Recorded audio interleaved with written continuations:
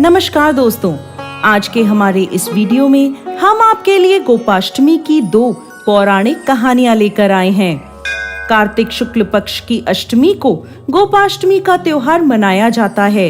इस दिन गाय को स्नान करा के उसके बछड़े के साथ विधि विधान से पूजा की जाती है और गाय की परिक्रमा होती है।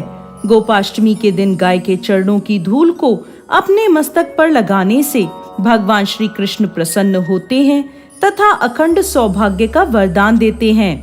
गोपाष्टमी की प्राचीन कथा के अनुसार प्राचीन काल में जब भगवान श्री कृष्ण 6 वर्ष के थे, तब वह माँ यशोदा से कहने लगे, माँ, मैं बड़ा हो गया हूँ, अब मैं बछड़े चराने नहीं जाऊंगा, अब मैं गौ माता के साथ जाऊंगा। इस पर यशोदा माँ ने नंद बाबा पर बात टाल दी और कहा, एक बार अपने बाबा से पूछ लो। इस पर भगवान श्री कृष्ण नंद बाबा से जाकर कहने लगे, बाबा बाबा, अब मैं बछड़े नहीं बल्कि गाय चराने जाऊंगा। नंद बाबा ने भगवान श्री कृष्ण को समझाने की बहुत कोशिश करी, लेकिन बाल गोपाल की हट के आगे उनकी एक ना चली। फिर नंद बाबा ने श्री कृष्ण से कहा, ठीक है, पहले तुम जाकर पंडित जी को बुला कर लाओ ताकि उनसे गौ आचरण का शुभ मुहूर्त पता लग सके। भगवान श्री कृष्ण दौड़े दौड़े पंडित जी के पास गए और एक ही सांस में बोले, पंडित जी, आपको नंद बाबा ने गौ आचरण का मुहूर्त देखने के लिए बुलाया है। आप आज का ही शुभ मुहूर्त बता देना।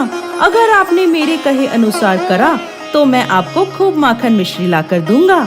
पंडित जी भगवान श्री कृष्ण की बात सुनकर मुस्कुरा दिए और नंद बाबा के पास गए और पंचांग देखकर गणना करने लगे। नंद बाबा पूछते हैं, पंडित जी, क्या बात है, बार बार क्या गिनती कर रहे हैं? पंडित जी बोले, क्या बताऊं नंद जी, केवल आज का ही मुहूर्त निकल रहा है, इसके बाद तो पूरे 1 वर्ष तक कोई मुहूर्त नहीं है। पंडित जी की बात सुनकर नंद बाबा ने श्री कृष्ण को गौचरण की स्वीकृति दे दी।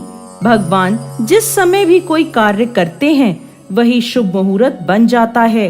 उसी दिन से भगवान श्री कृष्ण ने गौचरण का कार्य आरंभ किया और वह शुभ तिथि कार्तिक मास के शुक्ल पक्ष की अष्टमी थी।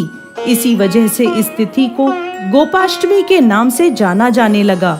इस दिन कामधेनु गाय ने भगवान श्री कृष्ण का अभिषेक किया था और भगवान श्री कृष्ण गोविंद कहलाए थे।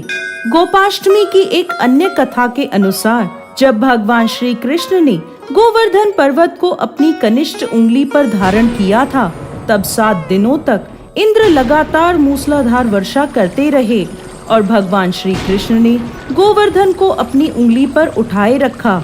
यह अद्भुत चमत्कार देखकर इंद्रदेव असमंजस में पड़ गए। तब ब्रह्मा जी ने इंद्रदेव को बताया कि श्री कृष्ण और कोई नहीं, भगवान विष्णु का ही अवतार हैं। यह सत्य जानकर गोपाष्टमी के दिन इंद्र ने अपनी पराजय स्वीकार करी और उनका अहंकार टूट गया। वो भगवान श्री कृष्ण की शरण में आ गए, जिसके बाद श्री कृष्ण भगवान ने कार्तिक शुक्ल अष्टमी के दिन गोवर्धन पर्वत को वापस धरती पर रखा था। इसी दिन से गोपाष्टमी का उत्सव मनाया जाने लगा। जय श्री कृष्ण भगवान।